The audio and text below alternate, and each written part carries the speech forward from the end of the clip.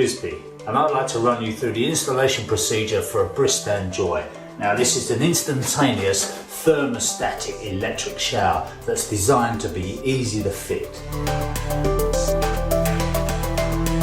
It's a modern looking case and it's designed to cover over existing footprints of showers. So if you're replacing an electric shower, then hopefully this will cover over all the screw holes. You won't get involved in any retiling. But here's the other thing. They make it easy to fit because they give you a choice of pipe entries.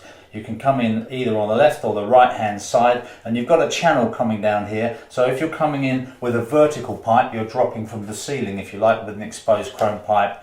You can run down inside the channel, swivel the elbow round and then pop it straight in there, or you can just swap it over and come in the other side.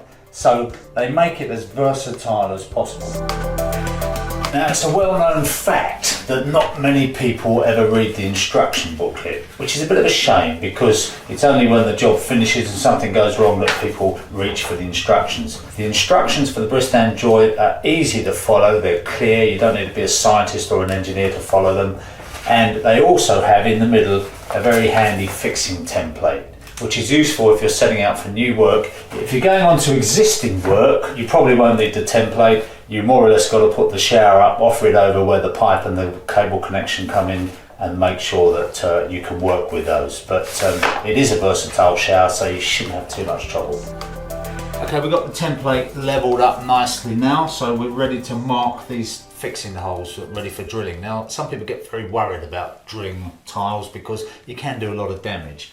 Some people say stick a bit of tape on there, stops the drill from skidding.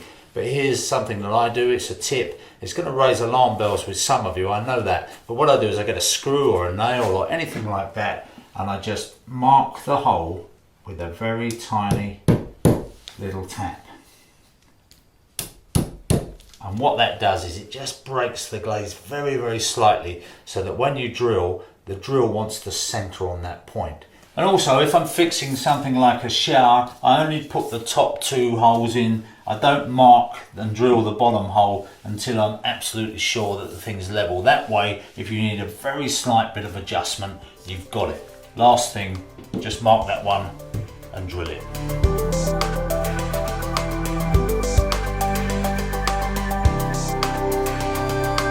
Now, in this situation, we're using a rear pipe entry, and that would be typical of a lot of replacements that you're doing.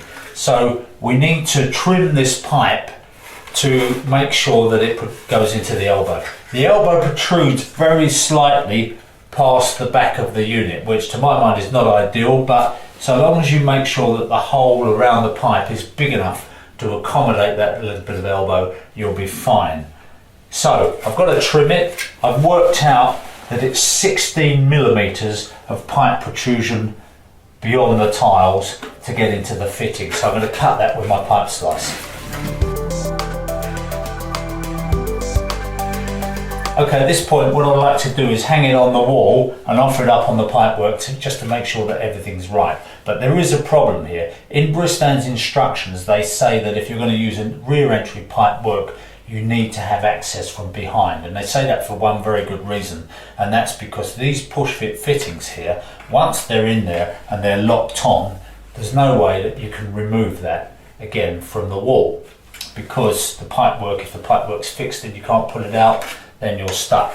So what I do, it's a little tip, with these collets here, you can just, if you're careful, flick them out with your fingers, and then you can try a trial fit without the pipe locking on the fitting. You must remember to put that collet back in finally, otherwise there's nothing to stop the fitting from pulling off the end of the pipe. But just temporarily, while you're doing the trial fit, you can take that collet out, put it in a safe place and pop it back in afterwards. It's perfectly acceptable.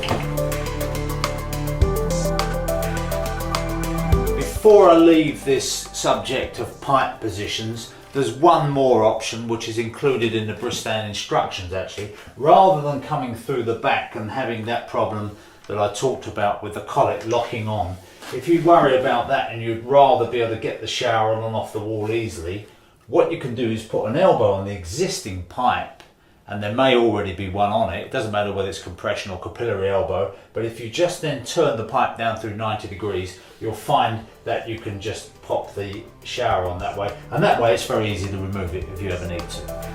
Okay, so now we've got the pipes in and it's time to look at the wiring. If you're doing an existing shower, then the cable is probably in there and you'll just want to adapt that to this shower. You can come in from either side or you can drop it down on the surface, so there are a few options there. If you want to come in from the right hand side, you can either come in through the back of the wall or you can come up through the entry point and then put the conduit on.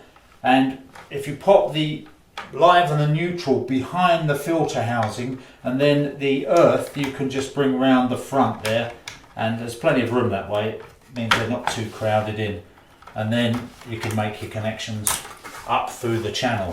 When you come to connecting to the terminal block, there's a sign here, a little label, which says that you've got to make sure that all these terminal connections are tight, and the reason for that is that these things draw quite a lot of power, and if you've got a slightly loose connection you get an overheat and you can get a burnout of the cable. I've been to many showers which have stopped working and found that it's just been loose terminals which have caused the cable to burn out. So that's an important point to remember.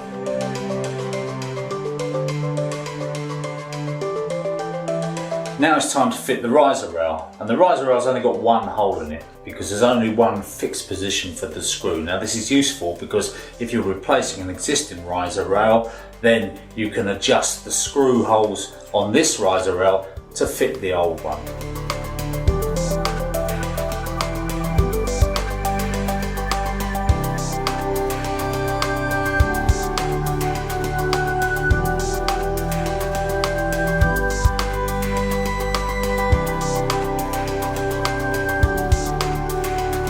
Okay, so that's it. The basic installation is done. I'm just waiting for the electrician to wire up to the RCD and put his isolating pull cord switch in, and also I've got to put an isolating valve on the cold water supply. Other than that, it's ready to go, but obviously I want to put the shower screen up first.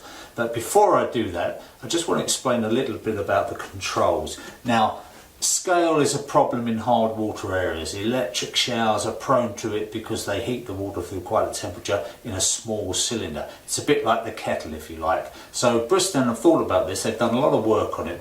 One thing they've done in the electronic controls, there's a run on. So when the shower's turned off, it runs on to clear the water out of the cylinder so that it's not hanging around forming scale. That helps enormously. Also, they've got a wipe clean head. This has got a 3 position on it, which helps to just move it around every so often, but you can wipe the surface clean and that gets rid of some of the scale. And there's also in here is a filter which can be taken out and cleaned every so often and just run through with cold water just to make sure that's nice and clear. So those 2 things are going to extend the life of the shower and hopefully solve a few of those scale problems. It comes with a 2-year guarantee, so that shows that they're confident about it, but if the customer takes care of those small points, it will increase the life of the shower.